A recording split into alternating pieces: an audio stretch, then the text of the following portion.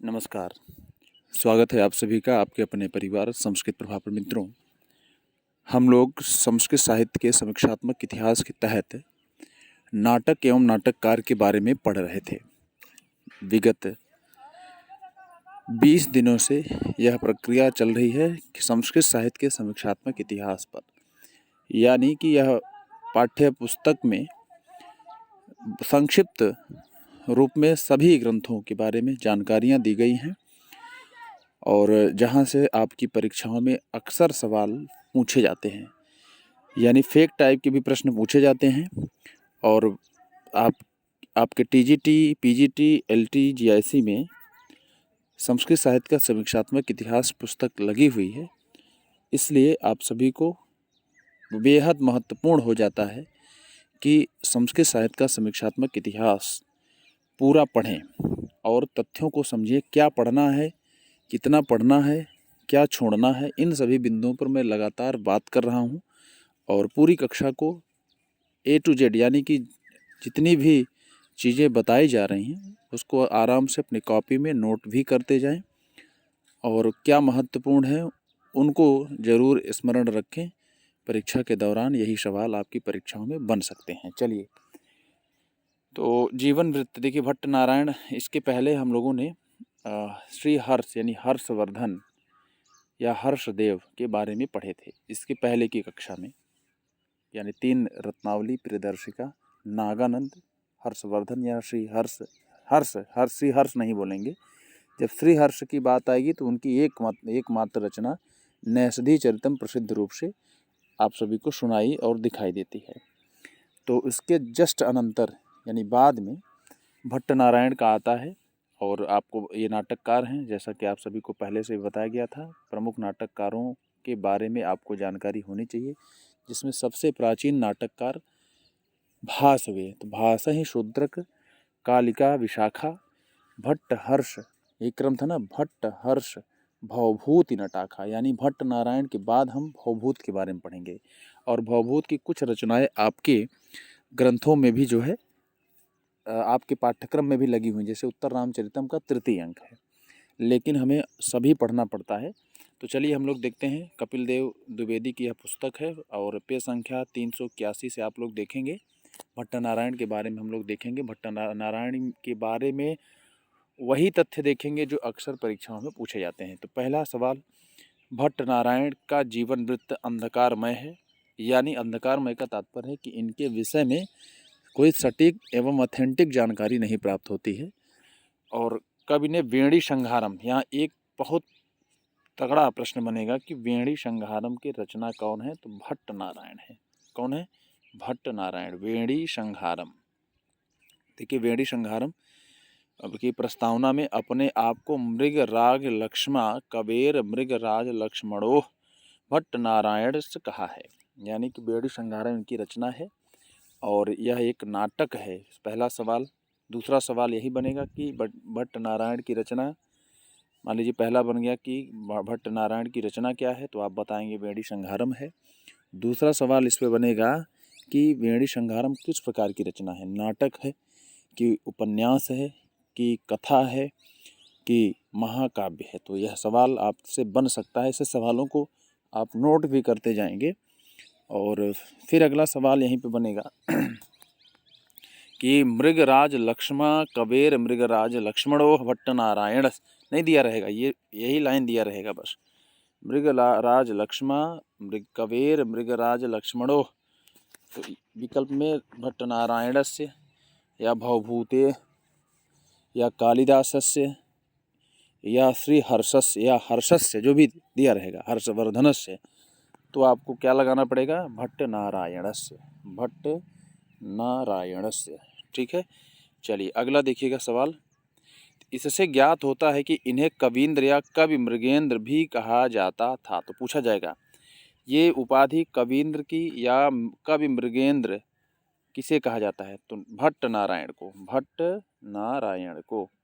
ठीक है, वेणी संहारम इनकी रचना है, तो भट्ट नारायण। क्लियर? आइए देखते हैं हम लोग। वेणी मतलब होता है चोटी हो, वेणी मतलब होता है चोटी। और अब आप ध्यान से देखेंगे तो जो चोटी होती है ना, चोटी को पूरे मतलब कि चोटी कब बनती है, जब पूरे बाल को वेड़ी, यहाँ पर वेड़ी का मतलब चोटी। ये भी सवाल बनता है कि वेड़ी का तात्पर्य क्या है। चोटी जो महिलाएं जो चोटी करती हैं उसी से संबंधित है यह चोटी, यानी द्रौपदी के चोटी से संबंधित है। तो भट्ट नारायण, तो यहाँ पर भट्ट की बात करेंगे तो पूरे बालों का एक जगह भार कर देते हैं, ऐसा भाव करिए। यानी मैं यह बताना चाह रहा हूँ कि भट्ट नारायण की रचना है वेणी संहारम, और वेणी संहारम रचना बहुत ही प्रसिद्ध है और अक्सर पूछा जाता है कि वेणी संहारम के रचनाकार कौन है। तो आपके एक भी सवाल गलत नहीं होने चाहिए। आपको उतना ही पढ़ना, मैं पहले से बता दिया हूँ कि भीड़ से अलग कराने वाली यह कक्षा होती है। आप सभी लोग 114 करके आते हैं, जब आप 120 करके आएंगे तब आप भीड़ से अलग होंगे। वही 5 क्वेश्चन में बढ़ा देता हूँ। मेरे संस्कृत प्रभाव परिवार की एक मात्र यही विशेषता है कि आपके 2 से 4 प्रश्न बढ़ जाते हैं। इस बार सर्वाधिक मात्रा में सफल अगर कैंडिडेट की बात करें, अभ्यर्थी की बात करें, तो संस्कृत प्रभाव परिवार की तरफ से हुए हैं। ठीक है, आगे देखिएगा। तो ठाकुर या टैगोर वंशावली भट्ट नारायण को इस वंश का आदि पुरुष बताया गया है। तो इनका जो है वंशावली पूछा जा सकता है। यद्यपि वेणी संहारम हायर में है, यानी असिस्टेंट प्रोफेसर की परीक्षा में है, आपकी परीक्षा में नहीं है, केवल सामान्य अध्ययन है। इस वजह से इसका सामान्य अध्ययन हमें जानना है या जानना आवश्यक है। तो ठाकुर या टैगोर वंशावली में भट्ट नारायण को इस वंश का आदि पुरुष, तो 3-4 बिंदु आपको याद होना है। कवींद्र या कवि मृगेंद्र कौन है, तो भट्ट नारायण है। अब देखिए, बात करें इंद्र और भगवान हैं या नारायण, या इंद्र नारायण के मित्र हैं, आप सभी लोग जानते हैं विष्णु भगवान। तो यहाँ इंद्र मृगेंद्र, कवि मृगेंद्र, भट्ट नारायण। वेणी संहारम, तो नारायण मतलब भगवान विष्णु सबका संहार करते हैं। तो वेणी संहारम एक ट्रिक आपका ये हो गया। वेणी संहारम के रचनाकार कौन है, भट्ट नारायण है। इस प्रकार से आपको याद हो गया होगा, मैं उम्मीद करता हूँ, और समझ में आ रहा होगा बात। चलिए, तो आदि पुरुष वंशावली में भट्ट नारायण को इस वंश का आदि पुरुष बताया गया है। ठीक है, ठाकुर वंशावली में। ठीक है, इनकी वंशावली क्या है, ठाकुर। आगे देखिए, ये मूलतः कान्यकुब्ज यानी कन्नौज के निवासी सारस्वत ब्राह्मण माने जाते हैं। तो इनका निवास स्थान क्या था, कान्यकुब्ज, जिसको हम लोग आधुनिक कन्नौज बोलते हैं। ठीक है, पश्चिमी उत्तर प्रदेश में। किंवदंती है कि बंगाल के सेन वंश के प्रवर्तक आदिसूर कान्यकुब्ज के 5 ब्राह्मण परिवार वैदिक धर्म के प्रचारार्थ बुलाए थे। उनमें एक भट्ट नारायण भी थे। इससे कोई मतलब नहीं है। वेणी संहारम की प्रस्तावना विष्णु, कृष्ण और शिव की स्तुति हुई है, ये इंपॉर्टेंट है। पूछा जा सकता है वेणी संहारम में किसकी स्तुति हुई है, तो विष्णु की हुई है, फिर कृष्ण की हुई, फिर शिव की हुई। ऐसा मत करिएगा ब्रह्मा विष्णु महेश ना, इसमें विष्णु, कृष्ण और शिव की हुई, यानी कि विष्णु फिर कृष्ण फिर शिव की हुई है। ठीक है, वेणी संहारम में। चलिए आगे देखिए। अब कवि जब, तो यहाँ से देखिएगा, यानी कि कवि का दृष्टिकोण समन्वयवादी, यानी कि ये शैव भी हैं और वैष्णव भी हैं। ठीक है, यानी वैष्णव धर्म के भी मानने वाले हैं और शैव धर्म को भी मानने वाले हैं। ठीक है, इससे स्पष्ट हो जाता है। क्लियर हो गया। समन्वयवादी मतलब सबको समान रूप से सारे, यानी वैष्णव और शैव दोनों के मतावलंबी हैं, इस वजह से साम्यवादी हो गए, दोनों को मानने वाले हो गए। ठीक है, वेणी संहारम के अध्ययन से ज्ञात होता है कि कवि अनेक विषयों का विशेषज्ञ व नाट्यशास्त्र, नीतिशास्त्र, व्याकरण शास्त्र, काव्यशास्त्र, धर्मशास्त्र, दर्शन शास्त्र आदि आदि में विशेष निपुण थे, यानी सब में इनको महारत हासिल थी। भट्ट नारायण का केवल एक ही ग्रंथ है वेणी संहारम, नाटक प्राप्त होता है, इतना जानते हैं। शास्त्रीय जिसे रत्नावली के बाद इसी का अत्यधिक महत्व है। नोट कर लीजिए, यानी रत्नावली के बाद सबसे ज़्यादा शास्त्रीय दृष्टि से भट्ट नारायण की मात्र और मात्र एक रचना है वेणी संहारम। ठीक है, भट्ट नारायण का समय देख लीजिए, इनका समय 650 ईस्वी के लगभग है। ठीक है, कुछ नहीं, इसमें आपको बहुत ज़्यादा कुछ नहीं देखना है। समय इनका अंतिम में जो सिद्ध होता है वही आपको मान लेना है। ठीक है, यहाँ से 650 सिद्ध होता है, यानी 650 से 675 ईस्वी के मध्य सिद्ध होता है भट्ट नारायण का समय। ठीक है, यही नोट कर लीजिए, 650 और एक। चलिए, बाकी आपको क्या देखना है, कैसे करना है, देखिए यहाँ से कुछ विशेष रचनाएं उनको भी आप देखते चलिए। ये यहाँ से देखिए, वामन का काव्य अलंकार सूत्र, ये नोट कर लीजिए, वामन का काव्य अलंकार सूत्र है। तो काव्य अलंकार के नाम से कई रचनाएं हैं, लेकिन सूत्र जिसमें लगेगा, सूत्र छोटा होता है, वामन मतलब बावना भी छोटा होता है। इसका ट्रिक ये है, ठीक है, यानी कि जहाँ सूत्र लगा रहेगा। काव्य अलंकार तो और भी रचनाएं हैं, लेकिन आपको जहाँ भी दिखेगा काव्य अलंकार सूत्र, सूत्र वृत्ति लिखा रहता है, तो आप तुरंत बताएंगे कि वामन की रचना है। आनंदवर्धन की ध्वन्यालोक है, नोट करते जाइए, आनंदवर्धन का, और ये इनका वामन का 780 ईस्वी के लगभग है, और आनंदवर्धन 850 ईस्वी के लगभग हैं। ध्वन्यालोक इनकी रचना है। भोज का समय है 1070 ईस्वी के, सरस्वती कंठाभरण, बहुत इंपॉर्टेंट जो रचनाएं मैं बता रहा हूँ उसको देख लीजिए। मम्मट का काव्य प्रकाश है। ये सभी रचनाओं को देखते रहिए, ठीक है। और मम्मट का समय 1100 ईस्वी के लगभग है, ठीक है। इनके बारे में भी आपको अध्ययन करना है। क्लियर, आगे बढ़िए। वेणी संखारम की संक्षिप्त कथा, इसमें 6 देख लीजिए, 6 अंक हैं। आप ध्यान से देखिएगा, ये इम्पोर्टेंट है। देखिए, नाटक में कम से कम 5 अंक होने चाहिए, ठीक है। तो मिनिमम कितने, 5 से 10 अंक ये पूछा जाता है। 5 से 10 तक नाटक बोलेंगे, और कभी 10 के ऊपर या 10 के ऊपर प्रकरण ग्रंथ हो जाता है, जिसमें रूपक के भेद होते हैं 10, उसमें नाटक प्रकरण इत्यादि आते हैं। तो नाटक में एक मिनिमम कम से कम 5 अंक होने ही चाहिए। तो यहाँ इसमें, इस नाटक में यानी वेणी संहारम में 6 अंक हैं। अब आपको बता दें 6 क्यों है। वेणी खोलने के संकल्प लिए थे भीम, यानी कि जब दुर्योधन इत्यादि को चटनी बना देते, यानी उनको मारने के बाद ही संकल्प पूरा होता, इस वजह से छठिया गए थे। यानी छठिया गए मतलब भीम जो है छठिया गए, और इसमें नायक के रूप में भीम ही है, यानी कुंती पुत्र भीम, ठीक है। तो इसमें 6, इसमें भीम के द्वारा द्रौपदी के वेणी संहार, संहार मतलब खोलना, वेणी मतलब चोटी, ये पूछा जाता है। संहार संवारने या बांधने का वर्णन है, यहाँ खोलने का नहीं बल्कि संवारने का। यहाँ संहारम जो बना है, संहार नष्ट करने के अर्थ में नहीं है बल्कि संवारने के अर्थ में है। वेणी, खुली हुई वेणी को बांधने का संकल्प लिया था भीम, कि जब दुर्योधन इत्यादि को, देखिए लिखा हुआ है इसमें, भीम के द्वारा द्रौपदी की वेणी संहार यानी या बांधने का वर्णन है, ऐसा पूछा जाएगा। वेणी मतलब चोटी, संहार मतलब बांधना, अतः नाटक का नाम वेणी संहारम पड़ा। द्रौपदी के अपमान का बदला लेने के लिए भीम प्रतिज्ञा करता है कि वह दुर्योधन की छाती का खून पिएगा, और दुशासन की छाती का खून पिएगा और दुर्योधन की जांघ तोड़ेगा। देख लीजिए, दोनों का संकल्प अलग अलग है। यानी दुशासन जो उसका भाई था, उसका जो है उसकी छाती का खून पिएगा और दुर्योधन की जांघ तोड़ेगा। दोनों प्रतिज्ञाएं पूरी होने पर वह द्रौपदी की वेणी बांधता है, इसीलिए इसका नाम पड़ा है वेणी संहारम। वेणी संहारम रचना अच्छी है, पढ़ लेंगे, जानकारी होनी चाहिए कहानी कथा क्या है उसमें। लेकिन यहाँ पूछा जाएगा नायक कौन है, तो यहाँ नायक की बात जब भी करेंगे तो नायक कौन है, भीम है। और भीम किस प्रकार का नायक है, तो धीरोदात्त कोटि का। नोट कर लीजिए, धीरोदत्त, क्षम्यता, धीरोद्धत, उद्धत है, धीर धन उद्धत, जो बात बात में लड़ाई झगड़ा युद्ध इत्यादि करने में उतावला हो जाए, उस कोटि में कौन नायक होगा, यानी धीर धन उद्धत। उद्धत का मतलब होता है बड़ी तेजी से उतावला होना। तो यहाँ पर उद्धत कोटि का है, यानी धीर उद्धत हो जाएगा। एकदम इम्पोर्टेंट सवाल आपके बीच में मैं रख रहा हूँ, इन सभी सवालों को अच्छी तरीके से देखते रहिएगा, आगे देखिएगा।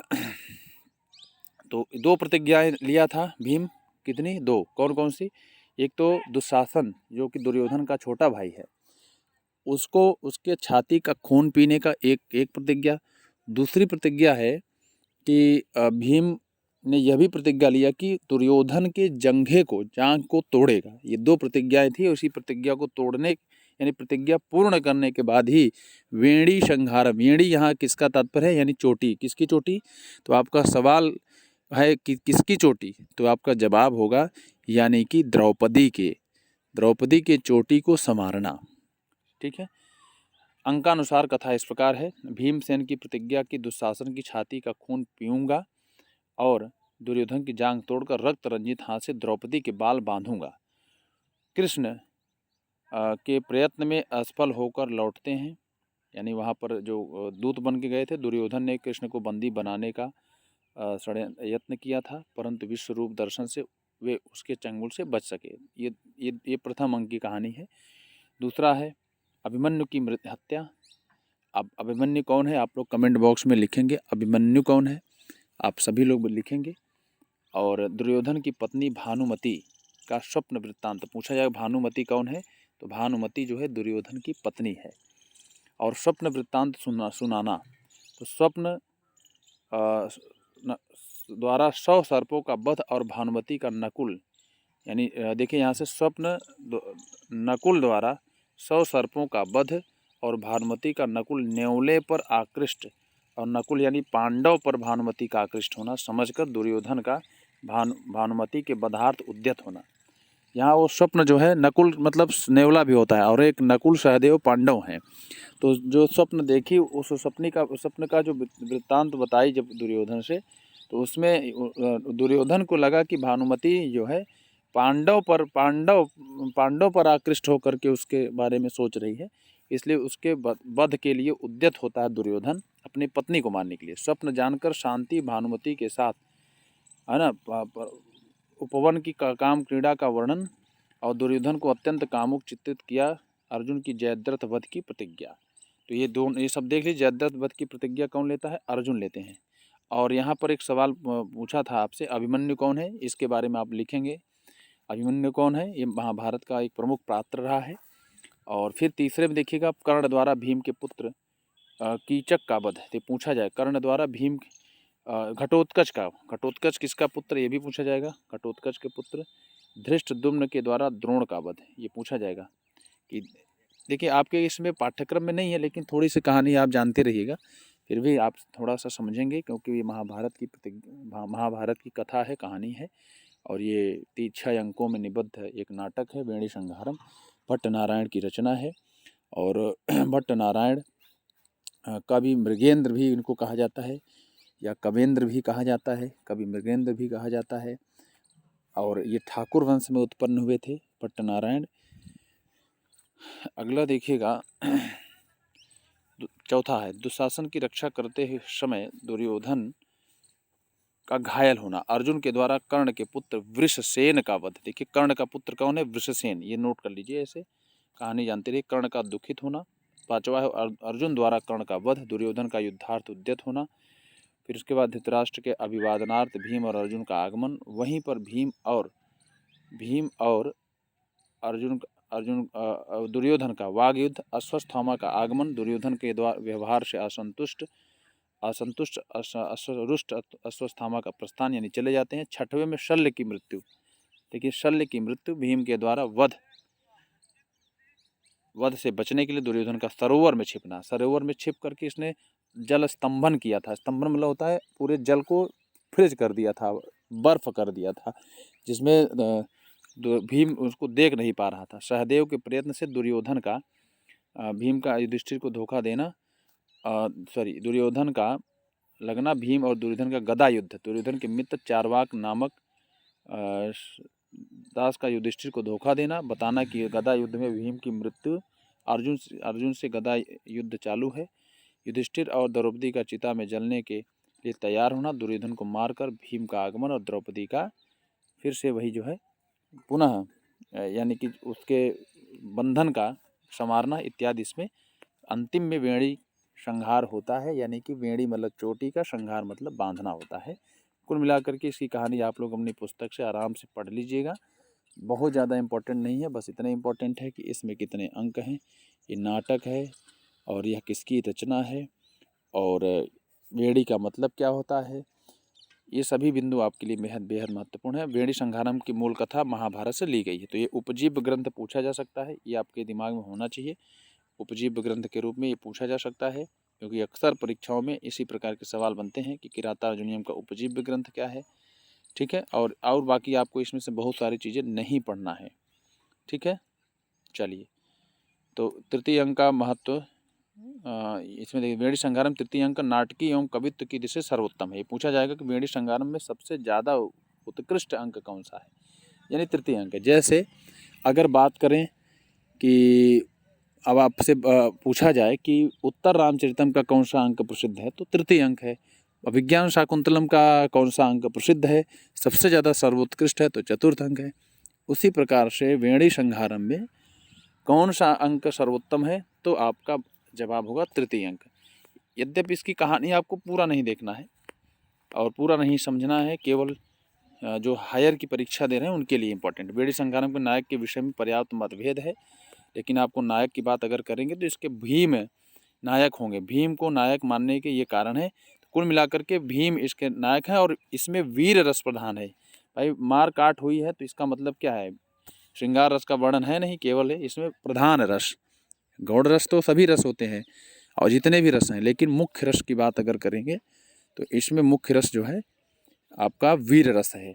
ठीक है, ये सभी सवाल बनते हैं। भट्ट नारायण की नाट्य कला से मतलब नहीं है आपसे, आप केवल आगे बढ़ते जाइए और चीज़ों को और देख लीजिए जो महत्वपूर्ण और हैं। ठीक है, भट्ट नारायण की शैली कैसी, गौड़ी एकदम। देखिए जहाँ पर वीर रस का वर्णन होता है वहाँ प्रायः गौड़ी शैली होती है, तो आपको तनिक भी डाउट नहीं होना। जहाँ पर प्रकृति का वर्णन हो, नदी तालाब जंगल है ना, ये पहाड़ पर्वत, सबके वर्णन में प्रायः कवि लोग गौड़ी शैली को अपनाते हैं। गौड़ी शैली क्या होती है, यानी कि बड़े बड़े सामासिक पद ही गौड़ी शैली होती है, और छोटे छोटे जो पद सामासिक पद होते हैं वह वैदर्भी शैली होती है। तो भट्ट नारायण वीर रस का वर्णन किए हैं, तो जाहिर सी बात है वीर रस के प्रसंग में जो वर्ण भी होते हैं बड़े कटु वर्ण होते हैं। ट ठ ड अड़, ये कठिन कठिन कठिन कोमल वर्ण नहीं होते, यानी कठोर कठोर वर्णों का प्रयोग होता है वीर रस के वर्णन में। ठीक है, तो इसलिए गौड़ी शैली है वेणी संहारम में मुख्य रस वीर रस के रूप में है, और ओज गुण और गौड़ी शैली के प्राधान्य है। ठीक है, ओज गुण का है, जाहिर सी बात है जहाँ पर तेजस्विता की बात होगी, जहाँ पर युद्ध की बात होगी, वहाँ पर ओज गुण प्रधान होता है। तो ओज गुण प्रधान, उसके बाद वीर रस प्रधान, और भट्ट नारायण मुख्यतः गौड़ी शैली के, यानी कि भट्ट गौड़ी शैली की प्रधानता। ठीक है, आगे देखिए, यहाँ से लास्ट हम लोग चलते हैं, देखते हैं। बाकी आपको बहुत सारी चीज़ों को छोड़ना है, सब पे ध्यान नहीं देना है। ठीक है, यहाँ से मुख्य रूप से वेणी संहारम में 18 प्रकार के छंदों का प्रयोग हुआ है। ठीक है, चलिए, जिसमें अनुष्टुप छंद सबसे ज़्यादा मात्रा में है। सबसे ज़्यादा मात्रा में कौन सा छंद है, अनुष्टुप छंद है। क्लियर, आगे देखिए, आगे देखिए। आज साहित्य में वेणी संहारम का स्थान न्यूनताओं का उल्लेख किया है, परंतु रखने पर दोष नगण्य के में ही प्रतीत होते हैं। कुछ नहीं, इसमें आपको पीएचडी नहीं करनी है, बस आगे हम लोग देखेंगे भावभूत के बारे में। तो आज के लिए इतना। कक्षा कैसी लगी, आप सभी लोग कमेंट बॉक्स में अपना फीडबैक देंगे, और फिर मिलते हैं हम लोग दूसरी अन्य कक्षाओं में, यानी भावभूत के बारे में पढ़ेंगे संस्कृत साहित्य के समीक्षात्मक इतिहास के तहत। और संस्कृत प्रभा परिवार का यही एक संकल्प है कि भीड़ से आपको अलग कराना। तो आज के लिए इतना ही, धन्यवाद।